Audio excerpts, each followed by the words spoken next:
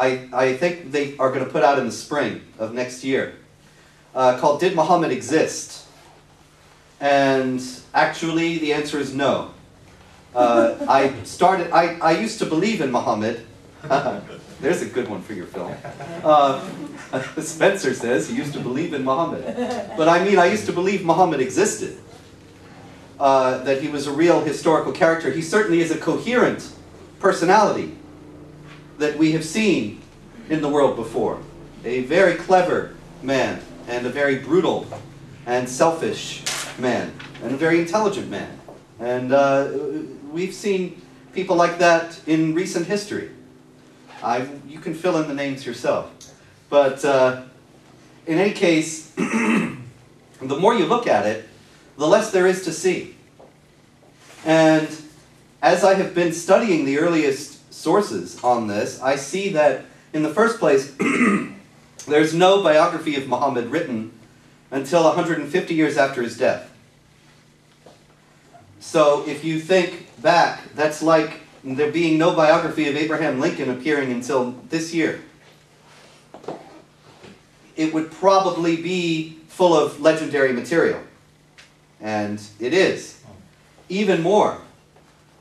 The Arabs certainly poured out of Arabia in the 630s and began conquering the neighboring lands. This is a matter of historical record. However, neither they nor their opponents, for 60 years after the conquests began, ever mentioned Quran, Muhammad, or Islam. Very interesting. And so they minted coins, they made inscriptions, and they never mentioned any of this.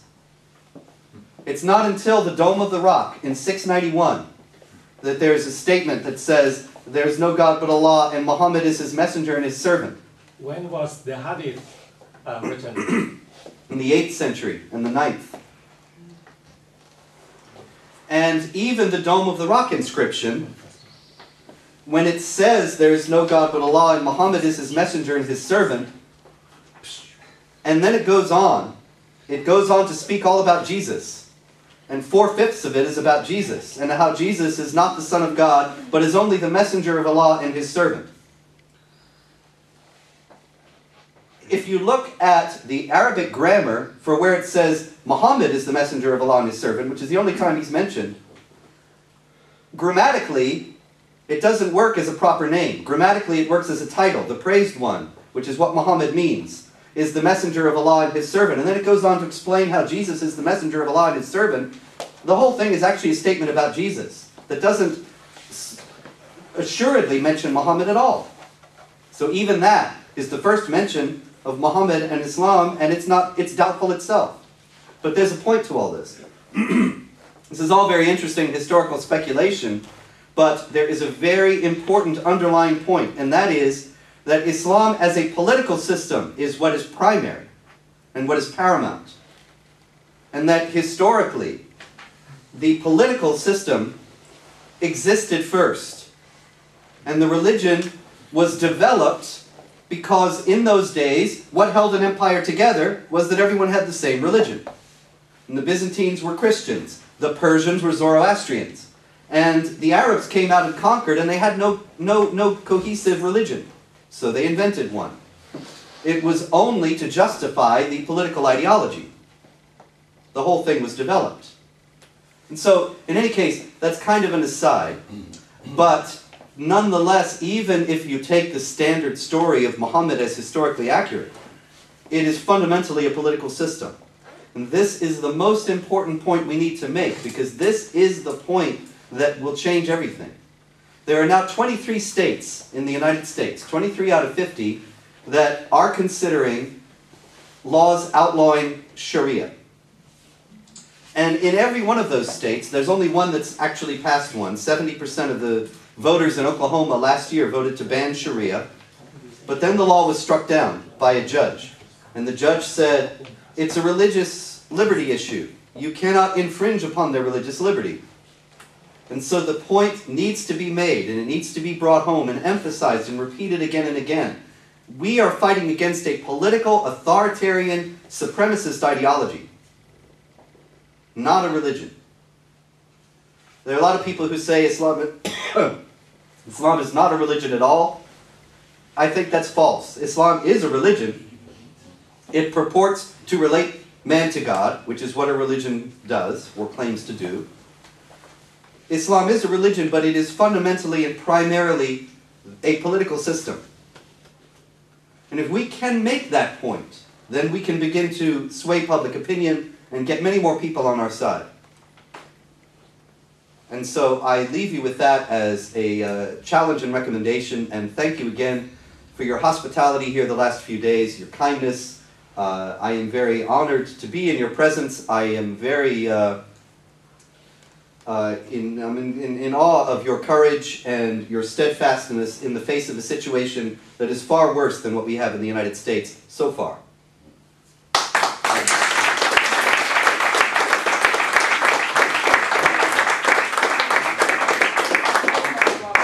Yes?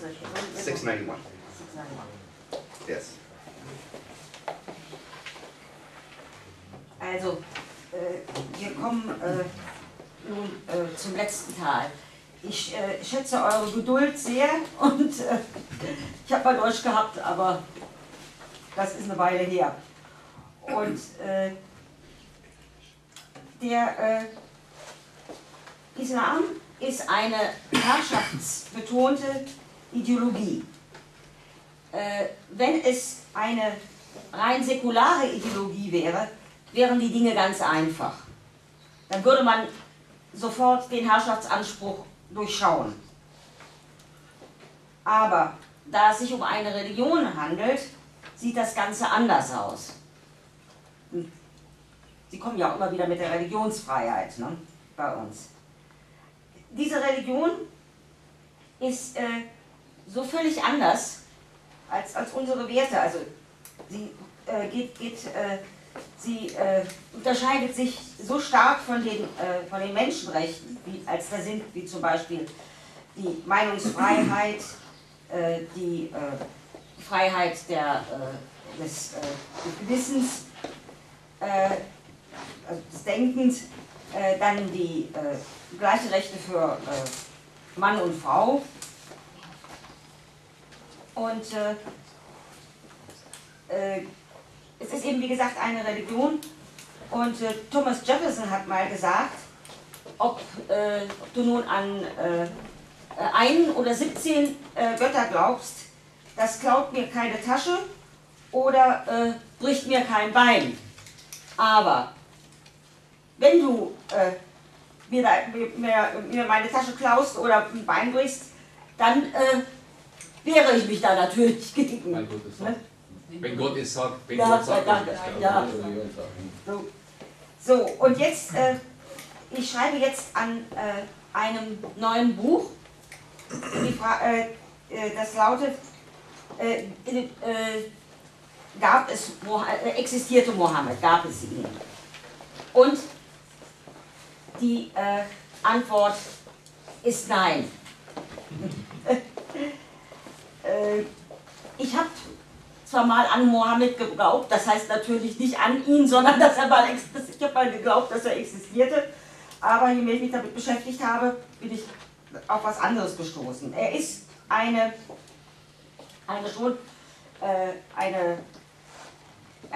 stringente Person, brutal, er war auch intelligent und mit einem ganz starken Herrschaftsanspruch.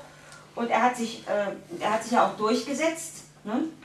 Aber es ist mittlerweile so, die erste Biografie von Mohammed erschien erst 150 Jahre später. The hadith 100 that was in 700. Oh, the Hadith? No, Yeah. later. Later. Yeah, 775, 800. Also und die Hadithen, And after that, into the 9th century. ja, kamen also noch später. Ne? Das erste Mal, dass Mohammed erwähnt wird, ist in einer Inschrift auf dem Felsendom in Jerusalem. Das war im Jahre 691. Und da ist von Jesus die Rede, dass Jesus der Diener und Gesandte Allahs war. Und zwar derjenige, der gepriesen werden soll. Und das ist genau das, was der Name Mohammed auf Deutsch heißt, der Gepriesene. Und es war damals noch von Jesus die Rede. Das heißt also ganz klar, das politische System existierte vorher, die politische Ideologie. Die Religion kam erst danach. Und es war so, die Christen hatten eben ihr Christentum, die Perser waren Zoroastrier, die Araber hatten keine Religion, worauf sie aufbauen konnten, aber sie eroberten dieses Gebiet. Und dann haben sie also die Religion dazu erfunden, danach. Und es ist heute so, in Amerika, genau wie bei uns hier, die schließen sich ja Scharia und unsere Gesetze schließen sich ja aus. Ne? Und in Amerika hat mittlerweile der Staat Oklahoma mit großer Mehrheit dafür gestimmt, die Scharia zu verbieten. Aber die Richterin hat damals entschieden, dass man das nicht machen könnte, weil das der Religionsfreiheit widerspricht. Denn es gibt Leute, die sagen, der Islam sei keine Religion. Das ist nicht mit der Meinung, er ist schon eine Religion, denn es geht ja um das Verhältnis von Mensch und Gott, also in dem Fall Allah. Aber er ist in erster Linie eine politische Ideologie. Und das müssen wir uns immer wieder vor Augen halten. Und dagegen müssen wir kämpfen. Vielen Dank.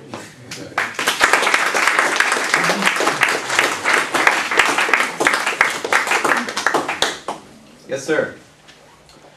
One very interesting additional information, what you said, that Islam was in the beginning not a religion. When Adolf Hitler, who was also having in his SS troops Muslims of Sarajevo or wherever, yeah, when his days went darker, and he was thinking, oh, what did I do wrong? He said one very interesting thing. He said, if I had known before Islam, I would have made the National Socialism to a religion. Then we would have succeeded. And there's a very interesting thing about that too. In one point, I have to question you, what is, if it's really a religion. In my speeches say it is not a religion, but in, let's say, in a full way, of course, Islam is also a religion, as Aztecs are a religion, but now we know that in Aztecs, 100,000 Aztecs, Mexico. Aztecs? Aztecs, yes. Oh, yes. Okay, Aztecs, yeah? yes. Hundreds of thousands of men uninterruptedly had to be cut out their head. Yes. So in order that the sun the next day will come out. So it's a religion, but in my term, I say it's a death cult. Yes. The same as Islam. It's a death cult. They praise death. They make death. They kill. Yes. They kill infidels and unbelievers to make human Menschenopfer. Yeah. Human sacrifice. Yeah. Okay. And the very big problem is when we say Islam is a religion, then we have to say in another word, but not as a religion, as being thought of our constitutions. Yes, exactly. Then our constitutional rights, which protect religions, were not constructed for protecting death